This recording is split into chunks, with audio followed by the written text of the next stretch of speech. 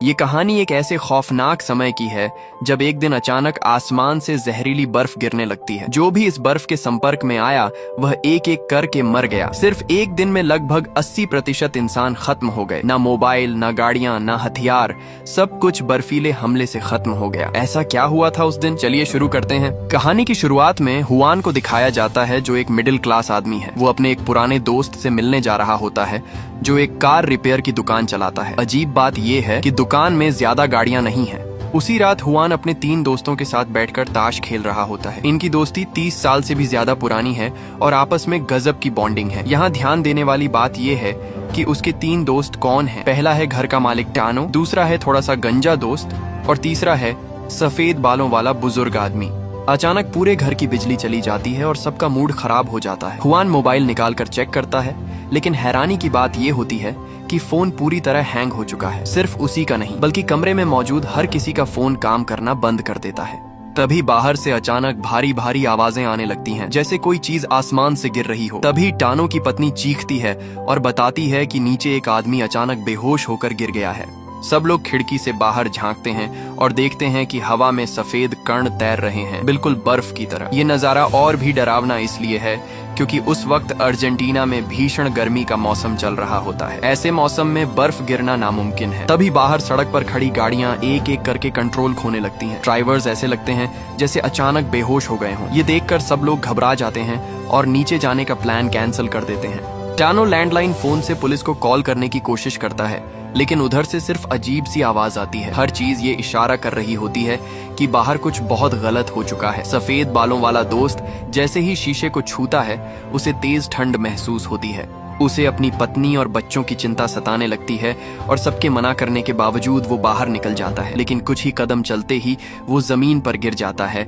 और मर जाता है। अब ये साफ हो जाता है कि बाहर गिर रही ये बर्फ जहरीली है और जो भी इसे सांस के साथ अंदर लेता है उसकी मौत तय है।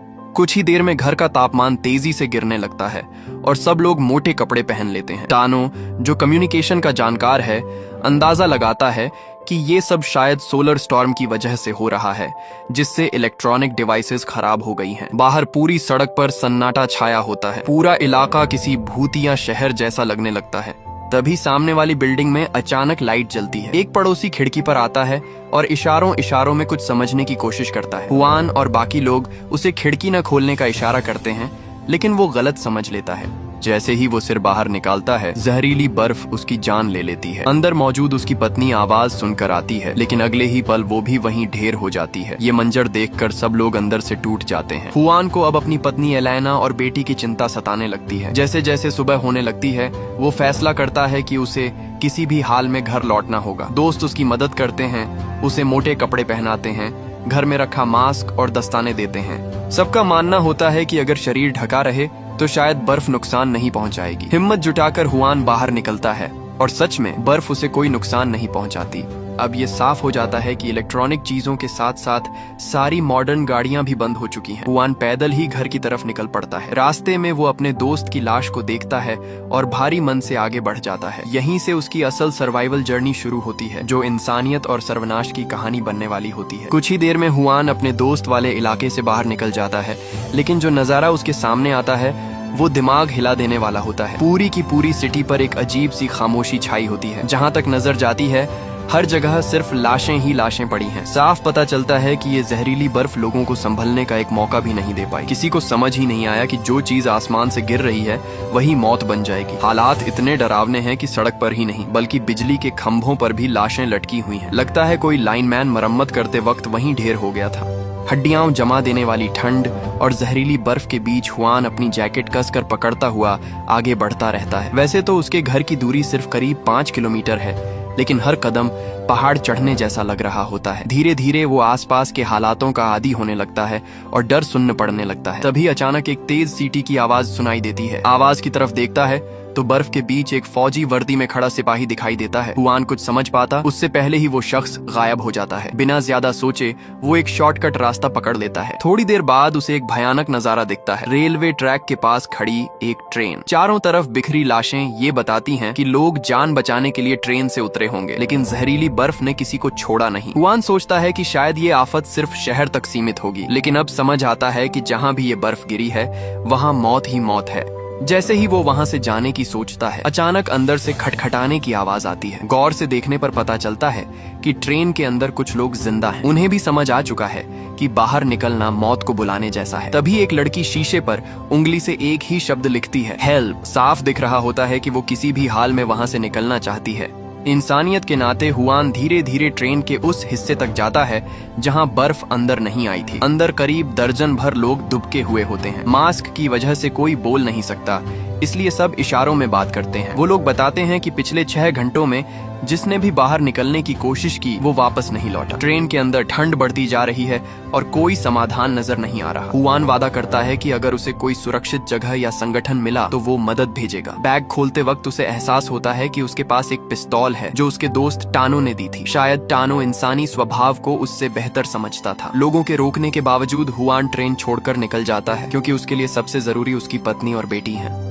कुछ देर बाद वो अपने अपार्टमेंट कॉम्प्लेक्स में पहुंचता है। हालात वैसे ही होते हैं जैसे उसने सोचा था। हर तरफ लाशें। एक टूटा हुआ दरवाजा पार करते हुए वो अंदर जाता है और देखता है कि एक कुत्ता हेलमेट पहने हुए मरा पड़ा है। इससे साफ होता है कि लोगों ने बचने की कोशिश जरूर की थी। हल्की सी रोशनी के सहारे वो 18वीं मंजिल तक पहुंचता है, जहां कुछ लोग जिंदा मिले। बिना किसी से बात किए वो सीधे अपने फ्लैट में घुस जाता है। घर के अंदर का हाल देखकर उसके पैरों तले जमीन खिसक जाती है। फर्नीचर बिखरा हुआ है, जैसे कोई लूटपाट हुई हो। पत्नी और बेटी घर पर नहीं होती। इसी बीच आवाज आती है और वो एक अजनबी आदमी को पकड़ लेता है जो खुद को बिल्डिंग का वॉलंटियर बताता है और दवाइयां इकट्ठा करने की बात करता है। पड़ोसी उसकी बात कंफर्म कर देते हैं। तभी वो आदमी हुआन के हाथ की तरफ देखता है और पूछता है, ये बर्फ है क्या? उसी पल हुआन की पत्नी एलेना सामने आती है। वो सबको बाहर भेज देती है और बताती है कि उसने कल रात मैसेज किया था कि बेटी दोस्त के घर सोने गई है। हुआन को ये बात पता ही नहीं थी। बर्फ गिरने के बाद से एलेना को बेटी का कोई मैसेज नहीं मिला है। इससे हुआन का गुस्सा फूट पड़ता है, क्योंकि एलेना को ये भी नहीं पता कि बेटी किस दोस्त के घर गई थी। दोनों तय करते हैं कि बेटी के स्कूल जाकर सुराग ढूंढेंगे। जैसे ही हुआन बाहर निकलता है, पूरी बिल्डिंग के लोग उसे घेर लेते हैं। सब जानना चाहते हैं कि वो बाहर कैसे जिंदा रहा। हुआन समझाता है कि बर्फ हवा में तैरते वक्त ही जहरीली है, जमीन पर गिरने के बाद असर खत्म हो जाता है। लेकिन लोग भरोसा नहीं करते। एक गंजा आदमी उसके मास्क को जबरदस्ती लेना चाहता है, ये कहकर कि पूरी बिल्डिंग को पानी लाने के लिए बाहर जाना है। मजबूर होकर हुआन पिस्तौल निकाल लेता है और साफ कह देता है कि वो कोई मसीहा नहीं है। उसे पहले अपनी बेटी ढूंढनी है। डर के मारे लोग पीछे हट जाते हैं, लेकिन नीचे पहुंचते ही वही गंजा आदमी हथियार लेकर पीछा करता है। अफरा तफरी में हुआन और एलेना दूसरी मंजिल के एक फ्लैट में फंस जाते हैं। बाहर से दरवाजा तोड़ा जा रहा होता है। हुआन आखिरी मास्क एलेना को पहनाता है और उसे नीचे कूदने को कहता है। एलेना कार पर कूद जाती है, लेकिन हुआन खुद प्लास्टिक बैग से सांस लेने की कोशिश करता है। ये जुगाड़ ज्यादा देर नहीं चलता। कुछ ही दूरी पर वो ऑक्सीजन की कमी से गिर जाता है और बेहोश हो जाता है। जब उसकी आंख खुलती है, वो खुद को एक गाड़ी में पाता है। चारों तरफ मास्क पहने लोग बैठे होते हैं। ड्राइविंग सीट से जो आवाज आती है वो उसके दोस्त टानो की होती है। पता चलता है कि सिर्फ पुरानी एंटीक कारें ही चल रही हैं। टानो ने फायर स्टेशन से और मास्क जुटाए और हुआन को बचा लिया। यही कहानी एक नए लेवल पर चली जाती है। टानो की वर्कशॉप पहुंचते ही हुआन को थोड़ी राहत मिलती है। यहाँ उन्हें बड़ी संख्या में मास्क और कुछ हथियार भी मिल जाते हैं। थोड़ी देर आराम करने के बाद हुआन और एलेना तय करते हैं कि अब एक सेकंड भी बर्बाद नहीं किया जा सकता। दोनों सीधे बेटी के स्कूल के लिए निकल पड़ते हैं। करीब आधे घंटे बाद जब वो स्कूल पहुंचते हैं तो पूरा कैंपस वीरान पड़ा होता है। न कोई बच्चा, न कोई टीचर। क्लासरूम के बाहर लगे डिस्प्ले बोर्ड पर एक फोटो टंगी होती है, जिसमें उनकी बेटी कुछ बच्चों के साथ दिख रही होती है। एलेना तुरंत पहचान लेती है कि इनमें से एक वही दोस्त है जिसके घर बेटी गई होगी।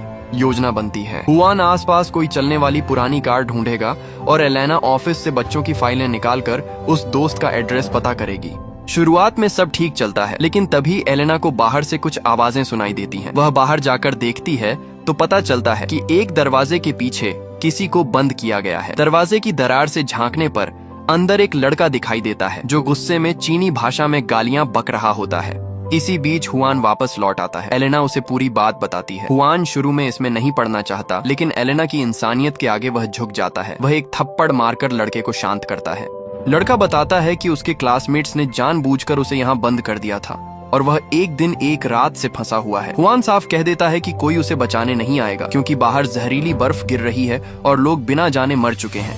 लड़का यह सब मानने को तैयार नहीं होता और बाहर निकलकर देखने की कोशिश करता है, लेकिन मैदान में पड़ी लाशें देखकर वह वहीं रुक जाता है। वे सभी वही बच्चे होते हैं जिन्होंने उसे बंद किया था। एलेना उसे पूरी कहानी समझाती है और फिर वह फोटो दिखाती है। लड़का बस एक नजर डालता है और तुरंत पहचान लेता है वह लड़की उसकी बहन है। यह सुनकर हुआन और एलेना को उम्मीद की एक किरण दिखती है। लगता है कि उनकी मदद बेकार नहीं जाएगी। बिना वक्त गंवाए तीनों उस पुरानी गाड़ी में बैठते हैं और सीधे लड़के के घर की तरफ निकल पड़ते हैं। रास्ते में ठंड और सन्नाटा दोनों ओर ज्यादा डरावने लगने लगते हैं। घर पहुंचने पर हुआन लड़के से कहता है कि वह गाड़ी में ही रुका रहे, जबकि वह और एलेना अंदर जाकर किसी को ढूंढते हैं। काफी देर तक दरवाजा खटखटाने पर भी कोई जवाब नहीं मिलता तो हुआन आखिरकार दरवाजा लात मारकर तोड़ देता है। यह देखकर लड़के का दिल बैठ जाता है और उसे कुछ गलत होने का एहसास होने लगता है। हुआन अंदर घुसते ही अपनी बेटी का नाम लेकर आवाज लगाता है, लेकिन पूरा घर खामोश रहता है। वे पीछे के आंगन की ओर जाने वाले गलियारे से गुजरते हैं और वहाँ का दृश्य देखकर हुआन का दम घुटने लगता है। स्विमिंग पूल के पास 8 लोग अलग अलग हालत में मरे पड़े होते हैं, ज्यादातर डाइनिंग टेबल के आसपास। साफ है कि वे लोग बाहर खाना खा रहे थे। तभी जहरीली बर्फ गिरनी शुरू हुई। हुआन दिल पर पत्थर रखकर लाशों को ध्यान से देखने लगता है। वह एक लड़की का सिर उठाकर देखता है, लेकिन वह न तो उसकी बेटी होती है और न ही वह लड़की जिसे वे ढूंढ रहे थे। उसी पल उसे शक होता है कि शायद लड़के ने उनसे झूठ बोला है, क्योंकि सामने की हकीकत कुछ और ही बता रही थी। एलेना लड़के को संभालती है और उसे शांत करती है। ऐसी स्थिति के लिए वे मानसिक तौर पर पहले से तैयार थे। कुछ देर बाद लड़के को तेज बुखार चढ़ जाता है, शायद लंबे वक्त तक ठंड में फंसे रहने की वजह से। आपस में बात करके हुआन और एलेना तय करते हैं कि वे उसे अपने साथ ले जाएंगे। वैसे भी लड़के ने अभी तक उस सहेली के घर का पूरा पता नहीं बताया था। हुआन अंदर ही अंदर गुस्से में होता है। उसे लगता है कि वह खुद को एक बच्चे के झूठ के सहारे यहाँ तक खिंचवाता चला आया। रास्ते में उन्हें एक मेडिकल स्टोर दिखता है। हुआन तुरंत गाड़ी रोककर बुखार की दवा ढूंढने अंदर जाता है। लड़के से उसे कोई खास लगाव नहीं होता, फिर भी एलेना का दिल अब भी इंसानियत की तरफ झुका रहता है। एलेना लड़के को एक खाली कमरे में सुला देती है और फिर अपने पति के साथ दवाइयां ढूंढने लगती है। तभी मेडिकल स्टोर के सामने वाले दरवाजे पर जोर जोर से दस्तक होने लगती है। बाहर झांकने पर वे देखते हैं कि एक गर्भवती महिला खड़ी है। वह घबराई हुई आवाज में बताती है कि उसका पानी टूट गया है और उसे तुरंत मदद चाहिए। ये देखकर एलेना का दिल पिघल जाता है, लेकिन हुआन अब भी किसी पर भरोसा नहीं करना चाहता। वह मना करता है, लेकिन एलेना उसकी बात सुने बिना दरवाजा खोल देती है। जैसे ही वह महिला अंदर आती है, वह अचानक जोर जोर से हंसने लगती है। ऐसे हालात में अच्छाई का भी अक्सर बुरा नतीजा निकलता है। महिला के साथी तुरंत सामने आ जाते हैं। वे हुआन की गाड़ी की चाबी छीन लेते हैं और उसे और एलेना को एक कमरे में बंद कर देते हैं। किस्मत से तेज बुखार में तड़प रहा लड़का सब कुछ सुन लेता है। जैसे ही लुटेरे गाड़ी लेकर दूर निकल जाते हैं, वह बाहर से दरवाजा खोल देता है। कुछ देर बाद तीनों फिर से बर्फीले तूफान में लड़खड़ाते हुए आगे बढ़ते हैं। सड़क किनारे ढेरों गाड़ियां खड़ी होती हैं, लेकिन उनमें से कोई भी वह पुरानी एंटीक कार नहीं होती जो चल सके। जब वे पहले वाले ट्रेन स्टेशन के पास से गुजरते हैं तो हुआन अचानक रुक जाता है। वह चौकन्ना होकर चारों तरफ देखता है और जो देखता है उससे उसके रोंगटे खड़े हो जाते हैं। सुबह जहाँ पटरियों के पास ढेरों लाशें पड़ी थीं, अब वहाँ एक भी नहीं होती। जमीन पर सिर्फ बैग, जूते और कुछ बिखरा हुआ सामान बचा होता है। और भी डरावनी बात यह होती है कि स्टेशन के चारों तरफ लगी लोहे की जाली जैसे किसी जबरदस्त ताकत ने फाड़ दी हो। उसके कटे हुए किनारे बिल्कुल भी इंसानी औजारों जैसे नहीं लगते। हुआन पटरी के साथ साथ आगे बढ़ता है और उस ट्रेन तक पहुंचता है जिसमें सुबह लोग फंसे हुए थे, लेकिन वहाँ भी कोई लाश नहीं होती। ऐसा लगता है जैसे सब कुछ अचानक हवा में गायब हो गया हो। हुआन ट्रेन में चढ़कर अंदर देखता है। जिस डिब्बे में पहले लाशें थीं, वह भी अब खाली होता है। जिस डिब्बे में जिंदा लोग छिपे थे, वहाँ सीटों पर अजीब सा चिपचिपा पदार्थ जमा होता है। ये साफ हो जाता है कि वे लोग किसी इंसान के हाथों नहीं मरे, शायद उनके साथ कुछ और भी ज्यादा भयानक हुआ है। उसी रात दिन में हुआन को लूटने वाला मर्द और औरत एक पेट्रोल पंप पर पहुंचते हैं। मर्द मास्क पहनकर बाहर उतरता है और पेट्रोल भरवाने लगता है, जबकि औरत गाड़ी में बैठकर म्यूजिक पर झूम रही होती है। तभी मर्द के पीछे से अजीब सी सरसराहट की आवाज आती है। वह टॉर्च जलाकर पीछे देखता है। अगली ही पल वह किसी चिपचिपे पदार्थ में फंसकर मर जाता है। उधर गाड़ी में बैठी औरत अब भी मस्ती में सिर हिला रही होती है। तभी उसे गाड़ी जोर से हिलती हुई महसूस होती है। वह सोचती है कि शायद उसका साथी मजाक कर रहा है, लेकिन उसे नहीं पता होता कि मौत उसके बिल्कुल सामने खड़ी है। अगली सुबह हुआन लड़के से पता लेकर अपनी बेटी को खोजने अकेले निकल पड़ता है। दोस्त टानो उसे रोकने की कोशिश करता है और कहता कि ऐसा करना बहुत खतरनाक है, जीवित बचने की संभावना बेहद कम है। हुआन किसी बहाने में नहीं पड़ता, बस सीधे पूछता है कि क्या वह उसकी कार इस्तेमाल कर सकता है। टानो नहीं मानता। इसी वजह से दो दोस्तों के बीच झगड़ा भी हो जाता है। इसके बाद हुआन पैदल निकल पड़ता है। उसे 17 ब्लॉकों को पार करना था अपनी बेटी तक पहुंचने के लिए। अगर केवल पैदल चलना हो तो भी आधा दिन का सफर होता है। चलते ही उसने रास्ते पर एक लाल पुरानी कार देखी। करीब जाकर देखा तो पता चला कि यह वही टानो की कार थी। थोड़ी बातें हुई और पुराने दोस्त की दोस्ती फिर से बहाल हो गई। अब उनकी नई और भी ज्यादातर डरावनी यात्रा शुरू होती है। रास्ते का माहौल बहुत ही अजीब था। शुरुआत से अंत तक उन्होंने कोई लाश नहीं देखी, लेकिन जमीन पर टूटी फूटी कार की चीजें बिखरी थीं। थोड़ी देर बाद उनकी पुरानी कार रुक जाती है। सामने की सड़क सैकड़ों गाड़ियों से बंद थी। मुरझाए हुए दरवाजे और टूटे हुए शीशे साफ दिखा रहे थे कि यह किसी इंसानी वजह से नहीं हुआ। जैसे ही वे दूसरी रास्ता तलाशने लगते हैं, दूर से इंजन की गड़गड़ाहट सुनाई देती है। जल्दी ही दर्जनों ट्रक जिनमें सैनिक भरे थे धीरे धीरे गुजरते हैं। उनके सामने खड़े अधिकारी ने देखा और चेतावनी दी कि शहर सैन्य घेराबंदी में है। अगर वे वापस नहीं लौटेंगे तो उन पर भी गोली चली जाएगी। बड़ा फौजी काफिला गुजरने के बाद हुआन ने उनके पीछे पीछे चलने का फैसला किया, लेकिन यह साहसिक कदम जल्दी ही सैनिकों के ध्यान में आ गया और उन्होंने उन पर गोलीबारी शुरू कर दी। बर्फ पर गाड़ी फिसलती है और टानो की कार पलट जाती है। इसी बीच पुल के दूसरी तरफ अजीब आवाजें आती हैं। अचानक विशालकाय एलियन कीड़े वहां दिखाई देते हैं। उनकी संख्या इतनी ज्यादा थी कि सैनिक हार मान जाते हैं। एक एक करके वे सैनिकों को पकड़ते हैं और खौफनाक चीखों के बीच उनका शिकार कर लेते हैं। ये कीड़े भली भांति छोटे कारों के बराबर थे। उनके कड़े कवच में इंसानी गोली का कोई असर नहीं होता। हुआन दूर से सब देख रहा था। किसी ने सोचा भी नहीं था कि यह एलियन हमला होगा। कीड़े हटने के बाद हुआन और टानो सावधानी से बाहर निकलते हैं और सैनिकों के गिरे हुए हथियार उठा लेते हैं। वे बर्फीले रास्ते पर आगे बढ़ते हैं। शहर के चौक पर उन्हें बड़े बड़े घोंसले दिखते हैं। सोचने का समय भी नहीं था कि आगे से तेज कीड़ों की आवाज सुनाई देती है। दोनों जल्दी से एक कोने में छिप जाते हैं। जल्दी ही उन्होंने देखा कि एक विशालकाय कीड़ा एक लाश को खींचकर नीचे ले जा रहा है। यह दृश्य देखकर दोनों ओर तेजी से पीछे हटते हैं। हुआन फिसलकर दीवार से टकरा जाता है और आवाज से चारों तरफ का सन्नाटा टूट जाता है। नीचे से कीड़ों की सरसराहट सुनाई देती है। इस खतरे के बीच हुआन ने एक गोली चलाकर कीड़े के सिर को भेद दिया और चमत्कारिक रूप से उसे मार दिया, लेकिन राहत नहीं मिली। जमीन जोर से हिली और पास में एक इंसानी छाया दिखाई दी। हुआन और टानो डर के मारे भागते हैं। पीछे से अजीब आवाजें आती रहती हैं। पता चलता है कि कीड़े अब मृतक कीड़ों को खा रहे हैं। वे पूरी तरह पागल हो चुके थे।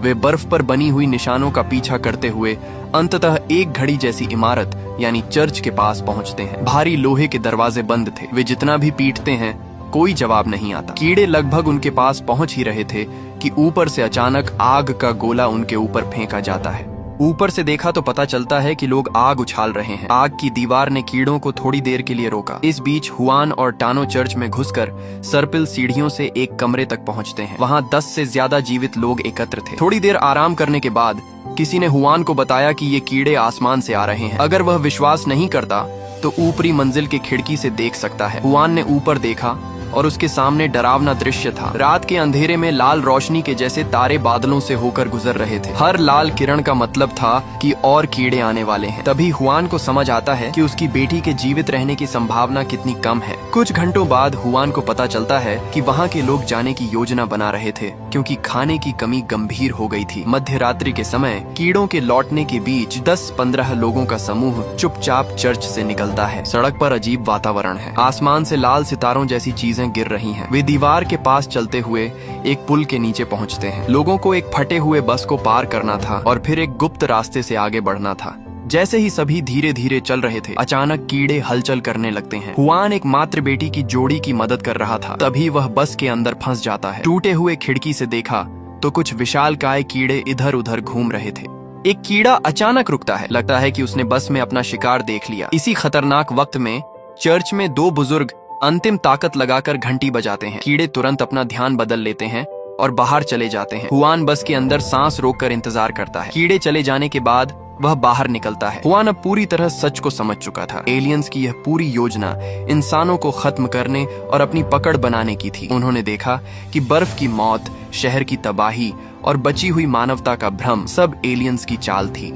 सेना की मदद से हुआन और उसके दोस्त शहर में सुरक्षित ठिकानों तक पहुंचते हैं। वहां उन्होंने देखा कि कुछ लोग पहले से ही बच गए थे और उन्हें आश्रय मिला था। सेना ने असली संकट और एलियंस के हमले से निपटने के लिए लोगों को व्यवस्थित करना शुरू किया। हुआन की बेटी को भी ट्रेनिंग दी जा रही थी। यह जानकर हुआन का दिल टूट गया। एलियंस अपनी अगली पीढ़ी के सैनिक बना रहे थे। उसने तुरंत योजना बनाई कि वह अपनी बेटी को बचाए और उसे इस ब्रह्मांडीय साजिश से दूर रखे।